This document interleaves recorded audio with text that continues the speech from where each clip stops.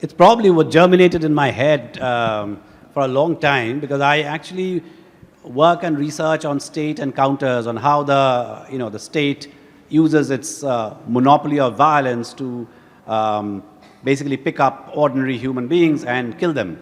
I mean, yesterday was the Republic Day. I mean, in Republic Day or in Independence Day, the country gives out awards, bravery awards, etc. Various kind of commendations are given to the police and the army.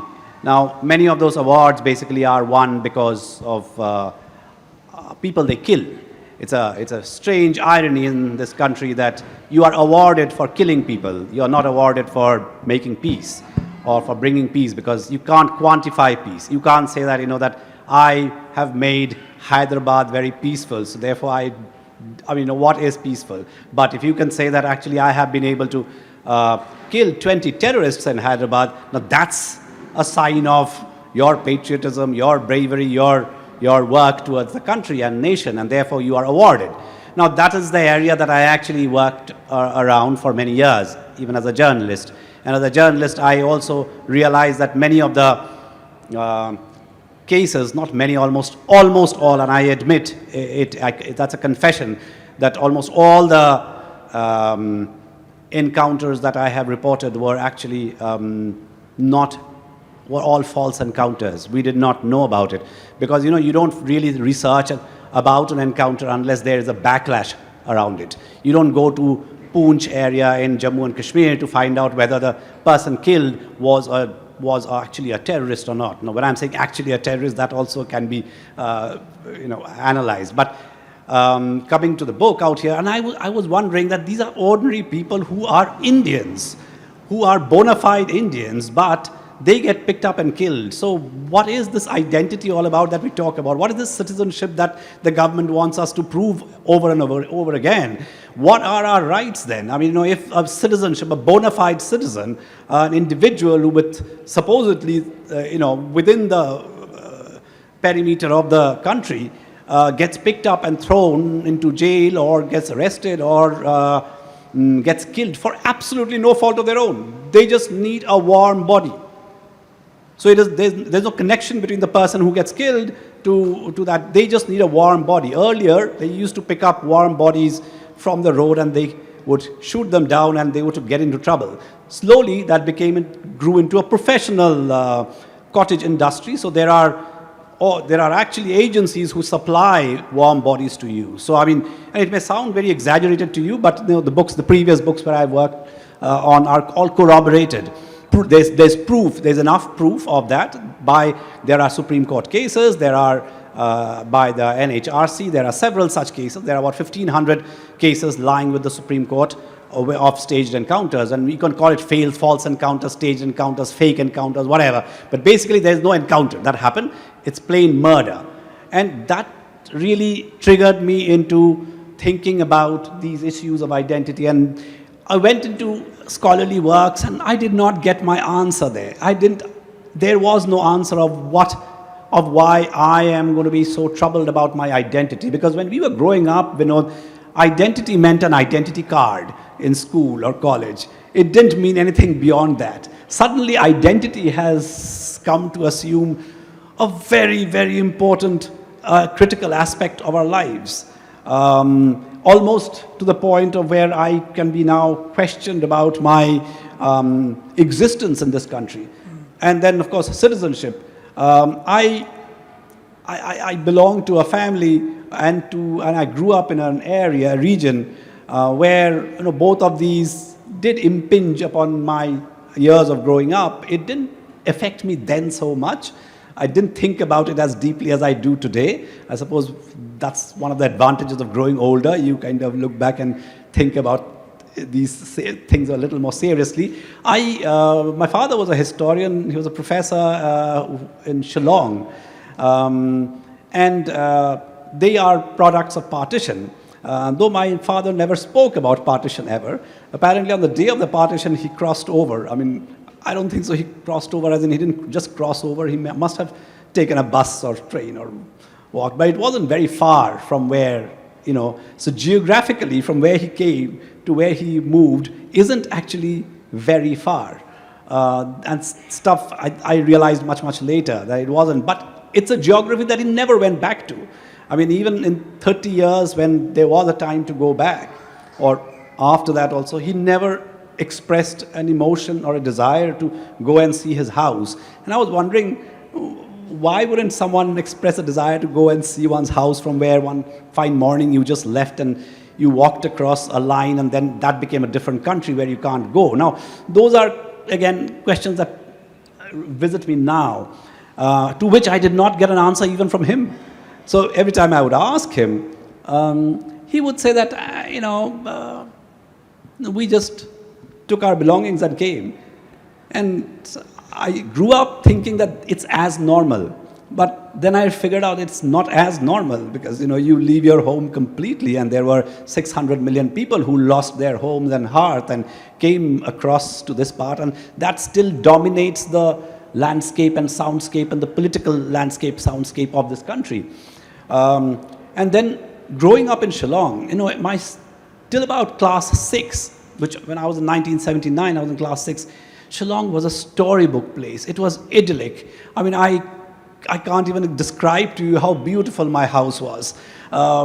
With flowers, flower garden, all kinds of flowers I had in my front yard. My backyard, I had a vegetable garden, a bamboo grove. I had a waterfalls beside my house. I had a park where I would go with my mother with picnic baskets. It's as idyllic as this. It was, and we would read Enid Blyton. And I thought that I was one of those famous 5 out there. And life was truly beautiful. We would climb up trees and just stay there on the tree reading a book. Can you imagine this? And then 1979, November, out of nowhere, absolutely nowhere, I'm suddenly an outsider. Suddenly my roads in front of me are filled with policemen, and the CRPF, a word that I did not know, an abbreviation came on the roads. The army were doing flag marches. People were getting picked up, killed, abducted. And there was this case of Gauri Day. I remember a lady, that was the first time that Shillong came on the front pages of a newspaper. She and her husband were in the house, and their neighbors said that, don't run away, stay, we will take care of you. And the neighbors as in normal human beings, called for a meeting of the Mohalla meeting, and then she was tied, and the husband was tied on a football post, and she was raped with bamboo spikes and in front of the husband. Now, how could neighbors with whom you lived for years suddenly turn against you because you are not one amongst them? That was the only thing. So the only thing that triggers violence amongst us is that you are not like me. You don't eat the food that I eat. You don't look the way I look. You don't dress the way I dress, so therefore I'm going to kill you. And it did not make sense. I did not know how to process that at that point of time. And as a journalist, you don't process much. You just do your job. You just go and report as honestly as you can. You don't want that emotion to cloud your vision. You want that emotion to clarify your vision. You are angry, but you don't want that anger to really dictate the kind of story that you do. You report. And so for a very long time, I just reported. I mean, I was in Delhi. It's just accidentally that I went back to that region, which I'm very uncomfortable to call the region because I grew up in Shillong. I did not know the rest of the places at all. So for me, Nagaland was as alien to me as was Hyderabad. In fact, Hyderabad probably would have been far more familiar. And I realized that again in terms of identity, Vinod, of how I am, though I'm an outsider there, I am still mainstream. And those kind of things really were at play before I conceived the book. In fact, Kishalay, that chapter on identity that you foreground in your own family history of living in Shillong is a very poignant chapter. I mean, you sort of unravel layers of identity and the many divisions and sense of belonging and not belonging among different communities. You write about the pathology of prejudice that seems to characterize the place, just beneath that idyllic sort of image that Shillong has.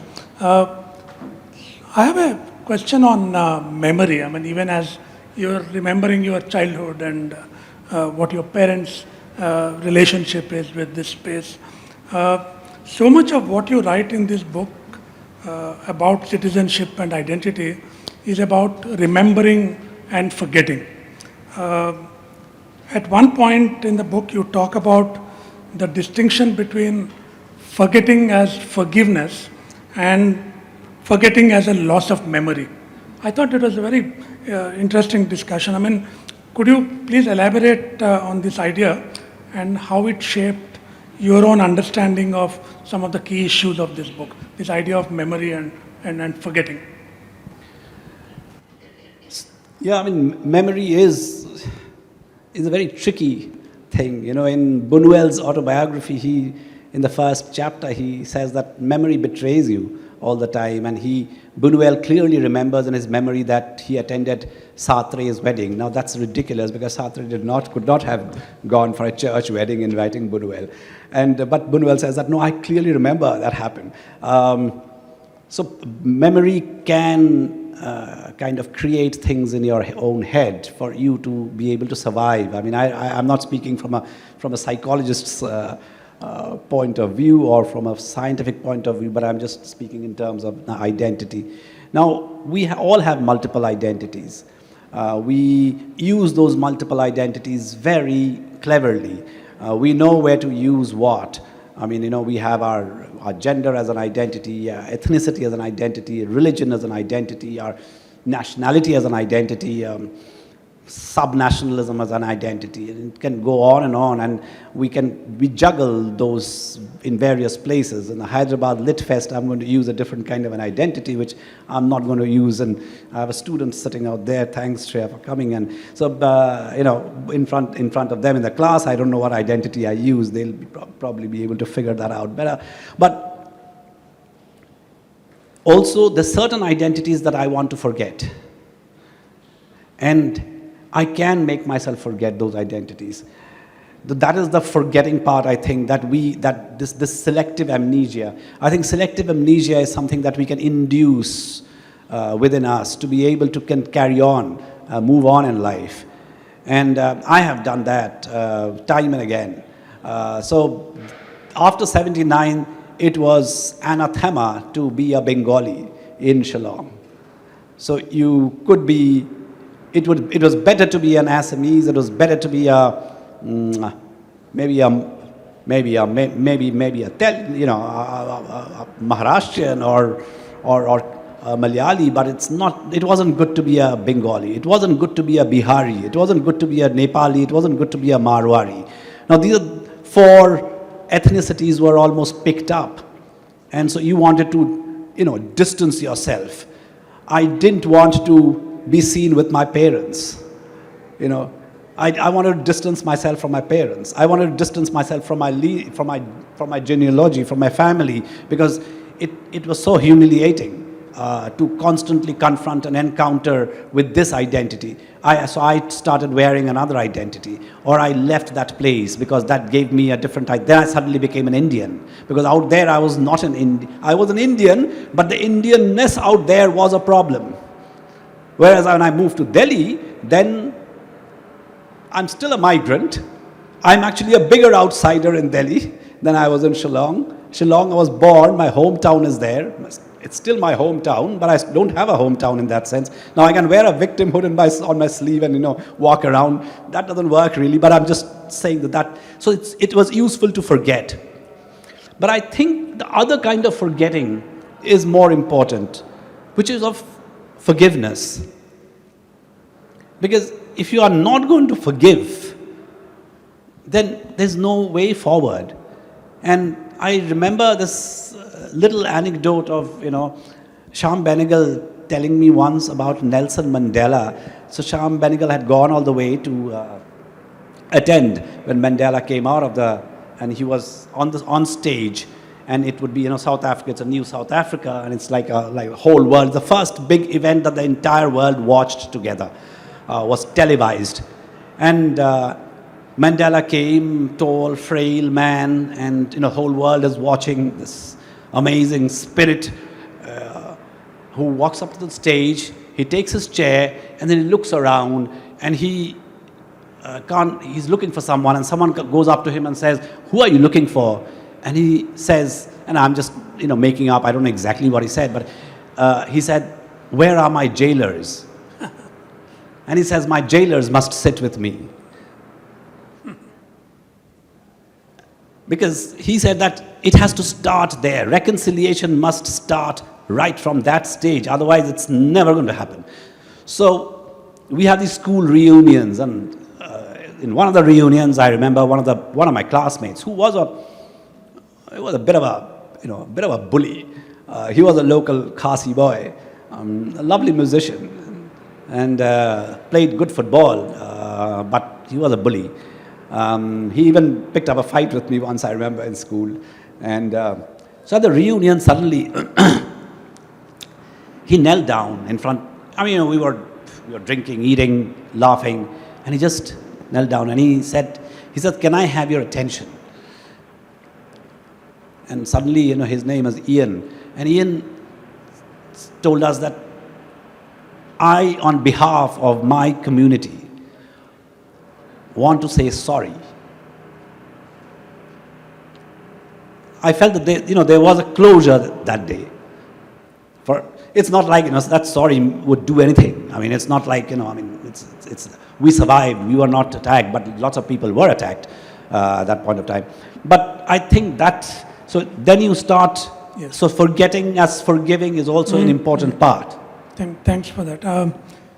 In one of the later chapters, you do something very interesting. You explore the notion of citizenship and identity through the eyes of individuals who perceive or have experienced various kinds of marginality in different urban spaces. And it was very interesting, the towns or cities that you picked, Jalandhar, Banaras, Guwahati, Hyderabad, and Hampi. And I felt it was in some ways looking at cities as sites for contestation and negotiation over one's identities. And I'm also curious about your choice of individuals through whose eyes you want us to explore these issues. For example, being from Hyderabad, I was very curious about your choice of the classical dancer Yashoda Thakur, through whose eyes you want us to explore the issues of marginality. You want to talk a little bit about these individuals in the cities? So, citizenship again, there is a citizenship in India right now is a clerical dull certification. So you get a certificate that you are a citizen. I actually dug a small little grave for myself while writing. The NRC was happening, right? I live in Haryana. I have nothing to do with the NRC that was happening in Assam. I did not grow up in Assam, though Shillong was the capital of Assam when I was born, but that was not the NRC that was happening. Now, I thought, like a good journalist, I should actually see for myself what this big NRC is about. So I applied for the NRC. And oh my God, that was like like a huge mistake, because I filled up all the forms, everything. So I have my father was alive then, my mother, my sister, my daughter, and I. So that's the thing that I have to fill up. Though my mother's lineage is different. So my mother doesn't come into this, okay? So in your citizenship thing, form that you fill up, your mother will not figure there. It's you, your sibling, and your father, and your kids, if they are. That's your thing. So I filled up whatever was required. Now it asked in one of the columns, it asked that, has your father or grandfather, whichever is applicable, and of course NRC will come to Hyderabad as well very soon, so you will also be filling it up. So let me just give you a little, like a little training workshop on this. So it'll ask that, has your father or grandfather, whatever is applicable, cast his vote in 1965 elections? Now, so I said that, I called up Dad, I said, did you vote? And he said, yes, I voted, but I don't have proof of that vote. Who has proof, right? So either you go to the place where the vote was cast and look in the district office and find out whether the vote has been cast. But no, the NRC commission is very charitable, they're generous. So what they've done is that they have digitized everyone's name and have uploaded it on the site. So you go on the site and you look for your father's name. I looked for my father's name, it didn't appear. So since it did not appear on this list, which means my father did not cast his vote. So since my father did not cast his vote in the 65 elections, I am not an Indian. Now I said, all right, what else? Now I thought a passport was supposed to be, a document. No, a passport, you use a passport to fly out of this country. That's all. That's the only use of the passport. No other use. You use a ration card to buy rice at a fair price shop. That's all you do. You use an Aadhaar, I'm not very sure for what, but for everything else, but to prove your identity or your citizenship. No, today's papers say you can't use Aadhaar card for citizenship. So there is nothing, absolutely nothing in this country that you have with you that you can go and say that I am a citizen of this country. And I thought that was ridiculous. I said, I've gone through my entire working life thinking I'm a, citizen of this country. Now I'm not a citizen of this country. Now what do I do? So while I was kind of, doing whatever, filled all this up, the NRC, the draft list came out. In the draft list, my father is a citizen. My mother, of course, was a citizen. She didn't have any problems. I mean, her family just breezed past. My sister was a citizen. I wasn't a citizen. And my daughter, born in Delhi, wasn't a citizen. So I said, okay, chuck it. So, I'm in Haryana, how does it matter? But people said, no, it'll matter because, slowly they're going to link everything up and then, you'll not be able to get a passport or a driving license or this, that, whatever, because you're not a citizen. And my mother, I think, got more worried than I because she thought that I'll be thrown into the jail because people were being picked up out there in the middle of the night and being thrown to the jail. But, to come to Haryana for someone to pick me up, throw into the jail from Assam, I don't know, maybe they wouldn't make that effort. But I started getting summons. Yeah, I started getting summons to go. And I said, I still didn't take it seriously. I said, I'm not going to go. I said, do whatever you feel like. Then my mom found out some tattered piece of paper, almost faded. 1952, my father had a certificate given by what do you call some officer, as in, gazetted officer, saying he's a bona fide citizen of this country. Now, who that man is, what is the value of that certificate? No one knows, but it is a certificate. So we took that certificate. I didn't, but it was sent. Because my mom again thought that if I go, they'll pick me up. So I was given that certificate was submitted, and they said, hey, this is what you need. Now you're a citizen. So in the list that came out, my daughter and I became citizens of this country. But wait, they threw my father out of the list. Now all this happened because I wanted to test what that NRC is, nothing else. I wouldn't have got into this trouble if I hadn't done this. And I've forgotten your question. Individuals you chose in each of these cities. Oh yeah. So then when I was thinking that what is this conundrum, and I was writing the book, and I said, okay, citizen, the word citizen comes from the word city. So which means an inhabitant of the city. And why don't I just go around doing a sample survey, a qualitative study, and then picking up, across the country I won't be able to do, but randomly I picked up cities to ask people out there, citizens, of what they think their rights and duties and responsibilities as a citizen are. What is a citizen? If you ask. And I was... Because, the largest excavation site of Indus Valley civilization is very close to where I live. And I was thinking, and the most well-preserved skeleton from the Indus Valley civilization comes from that area, which is kept in the National Museum in Delhi, if the National Museum is still available or is still accessible for ordinary people. I don't know, but it's 161 centimeters long. Lady in the perfect skeleton with funerals and stuff that are kept in the burial of the Indus Valley. And I was wondering what would be the citizen of Indus Valley cities, what was their responsibilities as a citizen. We can't ask them. So I went around the country and I started with Jalandhar, because Jalandhar has one of the highest Dalit populations in the country. And cities are segregated on base of caste, as most of you would know. Invisible lines are drawn inside the city, including your city. Religion, caste, ethnicity determines where you live. And Jalandhar was, of course, very well marked because the Dalit quarters were at a different end, which had a stench, because as you know, smell is a very important marker for caste. And so they basically, trade in cow hides.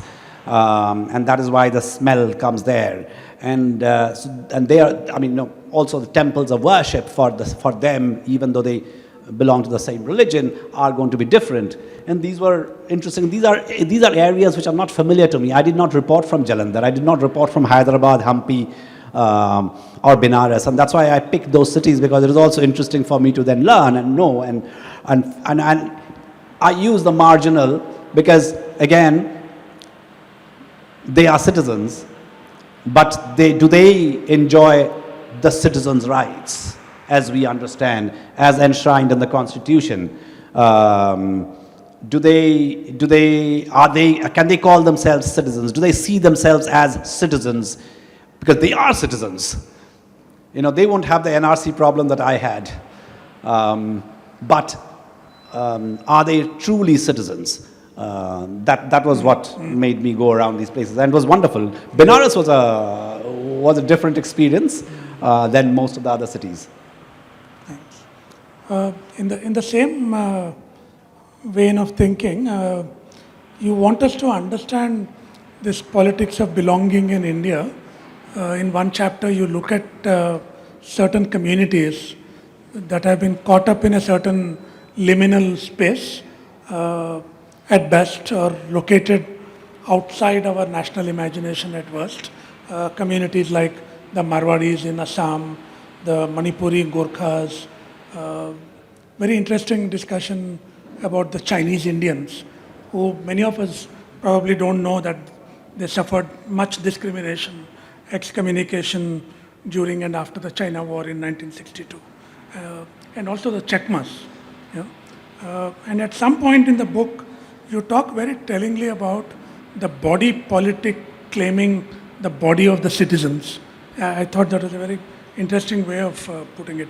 In the context of these communities, could you comment on the role of the state in both colonial and post-colonial India in defining who belongs where? How come the Chinese Indians got expelled or, got excommunicated, so to speak? Yeah. Okay. So the body politic, and I'll start with that. I think I've already mentioned that how the body of the citizen is literally, I used in another book how a body of a citizen is chopped into pieces and thrown into the rivers for fish to eat. Now, the reference of this is that the first encounter killing actually happened in Hyderabad in 1967. When I started writing the book on encounters, my editor, who was an Australian gentleman, called me up and asked me that, is this a crime thriller? So I said, no, it's not is this a romantic thriller? So I said, no, it's not a romantic thriller. This is a very serious subject that I'm talking about. I said, but why do you ask? And he said, no, but you use the word encounter. So I said, yes, encounter. So he said, but encounter in the English language means a romantic encounter. It's only in India that encounter means murder. Nowhere in the world would you use encounter for murder. But so the first murder of that nature happened in Hyderabad, or in Andhra, and then Andhra, in 1967. And the next set of murders happened under Siddharth Shankar Ray in Calcutta during the the Naxal uprising, and which was followed in Punjab when Siddharth Shankar Ray again goes as governor, and Gill is in charge of affairs out there. Now, in each of these murders and encounters, the police and the army, they leave trail. So you could find out. Like in Gurdaspur, I found out from the cremation grounds a number of people that were killed. So there was about 5,000 names that I could not identify which were killed, but there would have been many, many, many more. Every night there would be truckloads of dead bodies would be come and dumped into the cremation ground. But the cremation ground, the guy who would dispose the bodies, he had to keep a log sheet, because otherwise he would be spending from his pocket burning the bodies. You see, burning human bodies costs money. It's not, you just can't set them on fire. You need wood, you need fuel to be able to set up a funeral pyre to be able to set it. So in Assam, when they started the killing, it was called the secret killings. Now, killings are supposed to be secret. So this was the year's secret killings. During secret killings, what they did, it became a fine art after so much of practice across the country, you see. So the fine art was, this time, they didn't dispose the body. They chopped it and threw it in the river. And their fish would eat it, so there's no trace left. It was only one mistake that happened, was a torso of a man that was not disposed properly, was found by us on a riverbed that actually blew the lid on thing. And that's how I thought the body of the citizen and the body politic. I'll take just 1 minute to tell this story, because I begin that book with this story of a friend of mine who was a senior to me in school, was a superintendent of police in an area on the Bhutan border, and I was passing by his town, so I stopped by and had a cup of tea. I was sitting in his office early morning, and there was a young army officer. I mean, though he was wearing civvies, you can just look at him and say that he's a young captain, major guy who was entering out there, who said, "Can I come in?" And my friend said, "Yeah, please come in." These are school buddies. Now, that was his mistake. He shouldn't have, kept me in the same room. And this man comes, and they have a very cryptic conversation between them. He basically says that, I'm really sorry, sir, but I've had an overdraft. I just need some money to borrow. And I was thinking, an army officer coming to a policeman and asking for money in front of me early morning. I was sipping tea, but my ears perked up, and I said, let's listen to this conversation. And my friend was saying, really, he says, I'm also running very low, but let me see what I can do. And he called up someone, and he says, tomorrow 4 a.m., can you whatever? I said, 4 a.m., what hawala is happening out here? Till I realized that the story it's so chilling. Our young army guy had an encounter. He shot one man, but a typographical error on the fax machine, you remember there used to be fax machines. Fax machine went up to the Ministry of Defense saying 2 dead. Now he's too young in the food chain to basically say that it's a mistake, it's actually 1. So he needs 1 more body. Where do you pick up that 1 more body from? He does not have, so he comes to his senior in the police and says, I need 1 body. This guy says that my reserve of bodies is fast depleting, but I'll give you 1 on loan tomorrow 4 a.m., come and shoot. So I follow that story. It's actually basically on the toe of your right foot, they put a number. That's how bodies are kept. So our bodies of our citizens are basically bodies of numbers, that body politic. Long question to long answer to one of your question. If you want to quickly say something about the Chinese Indians. The Chinese Indians that's a fascinating story. I mean, I don't know how many of you know about the Indian Chinese who have been living in India for many, many years. I mean, for generations they have been here. They live in Calcutta, Kurseong, Kalimpong, Shillong, Assam. So 1962, the war happens. Not much of a war, actually. The Chinese walked in and walked back. So the Indian government, like many governments, they work in jumps and starts. So in the middle of night, I don't know why they choose the middle of the night. It's because it's eerie, perhaps. The description that I got was there were knocks in midnight knocks in houses in Kurseong, in Darjeeling. And elderly women of 80, 90, 70, young children, women, men, they were pulled out of their houses. There's no war, there's no trouble, there's no riot, no communal tension, absolutely nothing. Completely, utterly peaceful place. I mean, Calcutta, I mean, imagine. They were pulled out, no reasons given. They were thrown into jeeps. The jeep would drive them into the nearest railway station. They were put into railway carriages and driven to Deoli in Rajasthan, and they were thrown into First World War, not even Second, First World War internment camps. And they lived there for years. And then one fine day they were told, go back to your home. No reasons given. When they went back to their home, they found their home was vandalized, taken over. They had to start resettling with a stigma and taboo that they are the ones who actually were the traitors who helped the Chinese in the Chinese war, in which, of course, India lost.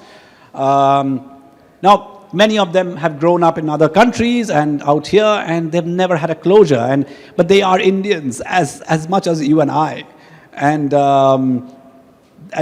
for no reason, it's a chapter in Indian history which has never been written. It's never there. I mean, if you search for it, you will not find it in any book that is taught out there. And there are communities like this in this country who are citizens again. I mean, this is the question that keeps coming back, but these are citizens. Not that if you're not a citizen, you should be thrown into a Deoli internment camp either. The word, we call very casually, we say illegal immigrant. How can a human being be illegal? I mean, what do you do? It's like you are illegal, so you should be thrown. I mean, can you believe it? It's like illegal is not the word that is used for human beings. And I think it's important for us to even understand the semantics of it, of how we kind of give in and start using that lexicon. Thanks, Kishalay. We have just been reminded that we have 10 more minutes. I have lots of other questions, but I'll stop now and see if any of the audience members have questions, comments on any of the issues that we discussed. Since you dwell a lot on the topic of identity, so often we tend to place identities in a hierarchy. I'm this first and that later. And there's also the pattern that certain aspects of those identity are allowed or are forced to be extremely performative. So like your national identity or your religious identity, you tend to be more performative of that. When you place this parallelly with a running idea that some aspects of culture coexist with your national identity, do you find this performativeness of your national identity, your religious identity, as a cause or a consequence of something? Yeah, let him answer this. To you, sir, I don't know. I don't have a prescription for what should be the boundary rules. But, the nation state is a very new concept to humanity. We did not have nation states. So we did not have boundaries. And these are very hard boundaries that were suddenly placed one fine day by someone else. I mean, imagine there are real international borders that run through people's kitchen. So you have the courtyard on one side and bedroom on one side, kitchen on the other side. They go on living. I mean, you expect them to actually not talk to the other side, people living in that bedroom. I mean, and I'm not really exaggerating. So across the entire Bangladesh border, you would find many such places of the line passing through people's homes. For example, the Myanmar you're talking about. Now, you have your relatives on the other side. You will be going and attending their weddings. Out there, the junta has been, using mercenaries and killing people. Where would you go if you were there? I mean, you would come to your relatives' home, and which is what they've been doing in Mizoram. And that is why the Mizoram government says, we don't care what Indian government rules are. These are our kith and kin. We will give them shelter. And, I suppose that is how we have to understand. You are not going to throw them out. And even as a government, Indira Gandhi did give space and to the Chakmas who were then being discriminated in Bangladesh. And now the Chakmas are full bona fide citizens of India, but the space that is provided to them in Arunachal Pradesh, Arunachal says, no, these are outsiders, they are illegal, throw them out. Now that's the problem of illegality, you see. I was illegal in the place of my birth, okay? And they will say, no, you go to your boundary. Where do you draw the line then? Because, we've drawn so many lines, now it's becoming difficult now. We've twisted ourselves into problem, and we have to get real. Of course, it's not possible to kind of accommodate more and more people, but then you have to make concessions. You are a big country. There are people out there who are coming not because they love you, because they are in duress. Quickly, that other question on Other questions. performativity. The identity as performative, cause or consequence. This is what you're asking. I didn't understand the question completely, I must confess, but the performative identity, I think, is a consequence of having to prove that I am Indian. You see, the Indianness, this morning I was listening to someone doing a stand-up. I rarely go to stand-ups, but something that my daughter had forwarded to me, and I was watching a picture of this man selling on the roadside a Republic Day flag, an Indian flag on one side, and the other side, orange flag.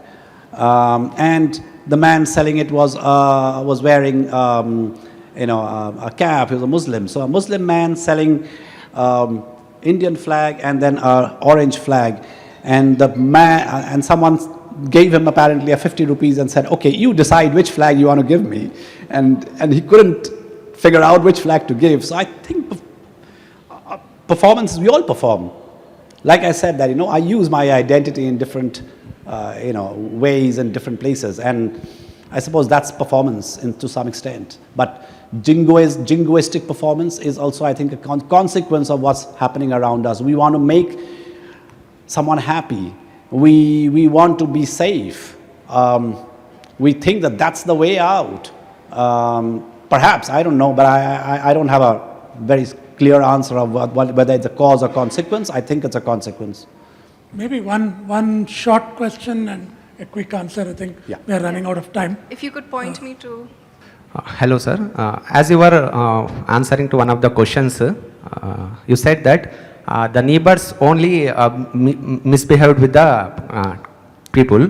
So, if one dresses differently and eats different food, so if this is going to happen, then it can happen again also. My question is, where as human beings we have failed and what can be changed?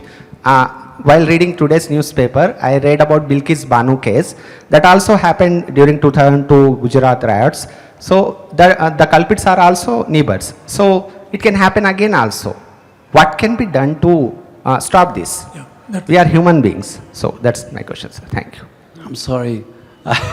I don't have, writers and journalists, we are supposed to raise questions. I don't think so we have the answers.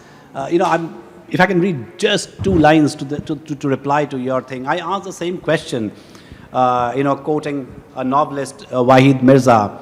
He breaks down, in Kashmir, if you remember, there was this pellet which were fired on young people, and there was a 6-year-old who lost his eyesight, and the doctor was operating on his eyes, and Wahid says that, how did India get here? How is it all right for a constitutionally democratic and secular modern nation to blind scores of civilians in a region it controls? Not an authoritarian state, not a crackpot dictatorship, not a rogue nation or warlord outside legal and ethical commitments to international statutes, but a democratic country, a member of the Committee of Nations. How are India's leaders, thinkers, and its thundering televised custodians of public and private morality, all untroubled by the sight of a child whose heart has been penetrated by metal pellets? This is the kind of cruelty we expect from Assad's Syria, and not the world's largest democracy. So, it is a question. I mean, I don't have the answer, but really, I mean, you know, how did we get here is something that we all need to ask ourselves, because otherwise we will continue to go down and down the rabbit's hole. I think we'll let that passage sort of hang in the air, and that can be something we can take away and think about it. Obviously, Kishalay doesn't have all the answers. I mean, these are tough questions of our times, and it's for each of us to search for our own answers through this mess that we have ended up creating, all of us. So thank you so much, Kishalay, for being here. And Thanks, Vinod. thank you. Thank you for coming.